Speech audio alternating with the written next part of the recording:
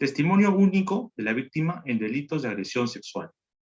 Un debate importante en materia probatoria es el relacionado a si el testimonio único de la víctima, como única prueba, es suficiente para que un juez condene a un acusado en un proceso penal. Hay una parte de la doctrina que considera que sí es suficiente y hay otra parte que considera que no. La parte de la doctrina que cree en la suficiencia del testimonio afirma que el estándar de motivación para dictar sentencia es la convicción subjetiva de un juez. Por otro lado, quienes consideran que el testimonio único no es suficiente para dictar sentencia, consideran que el estándar es una fundamentación objetiva racional. A continuación, analizaremos ambas posturas. En primer lugar, se señala que los defensores del testimonio como prueba suficiente consideran que la postura contraria es un rezago, propio tanto de la tradición judeo-cristiana como del modelo de la prueba legal o tasada. Según este modelo, se le atribuía a cada prueba un valor fijo o predeterminado, de manera que el juez, quien no podía tomar en consideración determinados medios probatorios, se limitaba a hacer con las pruebas primitivas operaciones aritméticas sumando y restando pruebas, para llegar a una conclusión, con independencia de lo que él creía, de su convicción personal. Se plantea entonces un modelo de libre valoración de prueba. En tal sentido, se argumenta que la valoración de pruebas no es una operación matemática, debiéndose valorar lo cualitativo de cada prueba, asumiendo que cada prueba, por lo tanto, debe ser tomada en cuenta para que el juez pueda formar su convicción personal. Bajo esa teoría, un testimonio podría ser suficiente para que el juez tenga la certeza personal en su decisión. Se afirma que se exige un alto estándar de razonamiento lógico para que un juez alcance esta convicción subjetiva suficiente, diferenciando así la certeza de la creencia simple o la verosimilitud. Asimismo, también afirman que nunca se puede probar con la exactitud matemática exigida en la fundamentación objetiva racional. Y frente al riesgo de la impunidad, es decir, que ningún culpable pueda recibir justicia, se considera que con esta convicción subjetiva sería suficiente. Por lo tanto, se exige la certeza personal y que es posible alcanzar la certeza personal mediante un testimonio único. Por otro lado, los defensores de una fundamentación objetiva racional, como un estándar probatorio, señalan que no solo el derecho religioso asumía una postura contra el testimonio con prueba única, sino que también la ilustración. Se resalta que no se estableció un sistema libre de valoración puro, como tampoco uno de prueba tasada puro, sino uno de libre valoración de prueba racional. Respecto a la convicción subjetiva, argumentan que en una sentencia motivada, lo relevante no es el estado mental del juez per se, sino cómo llegó a ese estado. Lo determinante es la robustez de la prueba, y no el estado subjetivo del juez que la valora.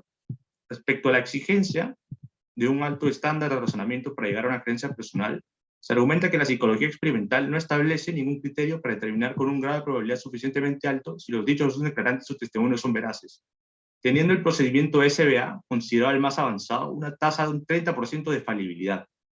Cabe señalar que el proceso valorativo de un juez, quien no es psicólogo y que basaría su valoración de testimonio en máximas de experiencia, que muchas veces suelen ser prejuicios erróneos sobre el ambivalente lenguaje no verbal, lógicamente tendrá una tasa de falibilidad aún mayor. Cuando hay una pluralidad de testigos independientes, se permite hacer un ejercicio de cross-examination, cual permite correlacionar si las circunstancias acompañantes relatadas por cada uno se acoplan adecuadamente al relato de los demás. Sin embargo, esto no sucede cuando hay un testimonio único. Este no es suficiente para alcanzar una fundamentación objetivamente racional. Pero, ¿qué implica una fundamentación objetivamente racional? Una exigencia de este tipo implica que una debida motivación del juez, capaz de levantar la presunción de inocencia de un acusado, no radica en si las pruebas valoradas persuaden al juez sobre la culpabilidad del acusado, sino si tienen aptitud para convencer a cualquier persona dotada de racionalidad de la culpabilidad señalada en la sentencia. Esto no implica que no se valore un testimonio como prueba, implica que se le exigirá al juez que se corrobore el testimonio. Esto implica probar, pero no directamente la acción delictiva, sino un hecho relacionado con ella y con el acusado, cuya producción en determinadas circunstancias llevaría a la certeza de que la acción delictiva ocurrió con su intervención. Cabe señalar que jurisprudencialmente se han admitido supuestos de testimonio único de la víctima para declarar culpabilidad, tomando en cuenta tres criterios: la verosimilitud, la persistencia en la incriminación y la ausencia de credibilidad subjetiva. Sin embargo, salvo la verosimilitud, estos criterios establecen pautas para evaluar el grado de credibilidad personal y de sinceridad del testigo, no el testimonio. En otras palabras, el ejercicio consiste en anular criterios personales que hacen creer en posibles mentiras del testigo en lugar de fortalecer el testimonio como prueba. En otras palabras, sirven para que el juez forme su convicción subjetiva. No reemplazan a la corroboración ni llevan a una fundamentación objetiva racional. Y por último, respecto a la verosimilitud, que es una institución que recordemos es utilizada en la tutela cautelar, implica un menor grado de convencimiento subjetivo incluso que la certeza personal. Sin embargo, ¿qué pasa en aquellos casos en los que es difícil presentar material probatorio para corroborar? Este problema suele darse en algunos delitos cuyos hechos suelen producirse en contextos íntimos y privados, como los delitos de agresión sexual contra la mujer. Este delito es un grave problema social, agravando el problema su alta tasa de impunidad. Se ha señalado entre las principales razones de la impunidad el cuestionamiento sobre el testimonio de las víctimas, por lo que es pertinente analizar el debate en torno a este problema.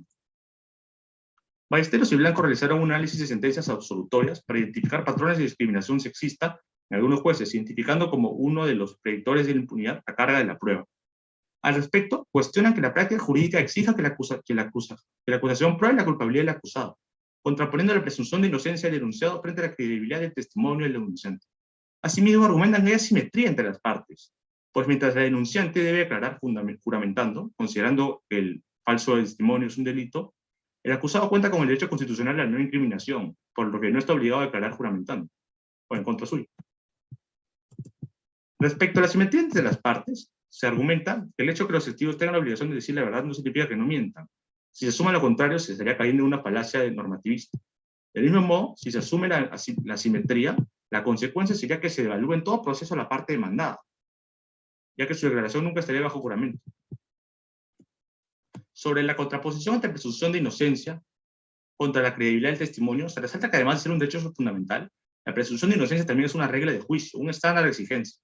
Si una función principal de un proceso es la búsqueda de la verdad, mediante la reconstrucción de los hechos, esta reconstrucción solo puede convertirse en un hecho probado bajo las condiciones del discurso racional, es decir, si la fundamentación del juez puede resistir todos los intentos de refutación. Rebajar este estándar implica riesgos, en tanto implicaría que sería suficiente con las certezas subjetivas del juez, las cuales pertenecen al plano psicológico y no coinciden necesariamente con lo del racional. En línea con lo anterior, Ballesteros y Blanco señalan una serie de estereotipos sexistas presentes en la valoración del testimonio, entre las que se resalta que el transcurso del tiempo es un atenuante en favor de los acusados por violación indebida, que debe haber elementos de violencia verificada mediante huellas corporales para la configuración del delito, que no se trata de una violación real si se da entre personas que comparten un vínculo, o que, por ejemplo, no se trata de agresión sexual si la víctima se comporta de un modo, por ejemplo, atrevido antes del hecho, y que no huyó inmediatamente después de este. Estos son finalmente estereotipos, son máximas de experiencia erróneas de un juez, elementos que pueden ser usadas para valorar el testimonio por sí solo, donde pueden generar convicción subjetiva en el juez sobre la veracidad del testimonio. Bajo este estándar probatorio, el testimonio único, sumados a estereotipos, podría ser válido a nivel de motivación. Por tanto, utilizar un estándar de convicción subjetiva implica perpetuar una de las principales causas de la impunidad, como es el uso de estereotipos de género en la valoración. Del mismo modo, un sistema con baja exigencia en la valoración probatoria puede conllevar una menor exigencia en las investigaciones previas, donde también se presentan estereotipos. Muchas veces a nivel convencional, se ha juzgado que los agentes de un Estado no han hecho todo lo posible para buscar la verdad en un proceso, pero si los estándares probatorios y decisión o motivación son bajos, ¿cómo se le puede exigir a las autoridades más y que busquen la verdad? Cuando simplemente lo que se requiere es que un juez tenga su certeza subjetiva, la cual se puede alcanzar simplemente con un testimonio. Frente a esto, se resalta que el estándar objetivo no implica que no se valore el testimonio único. Por el contrario, implica que se intente realizar una valoración objetiva con factores externos que eliminen posibles arbitrariedades, que se corrobore de un juez, que precisamente podría motivar usando únicamente estereotipos sexistas. En conclusión, la exigencia de una fundamentación objetiva racional es un estándar óptimo para que el proceso cumpla con la función de buscar la verdad. Bajo este estándar no se puede admitir que un testimonio sea prueba suficiente para establecer la culpabilidad de alguien. Respecto a la impunidad de los delitos de agresión sexual, el estándar no conforma parte del problema, sino puede y debería ser un medio para su solución.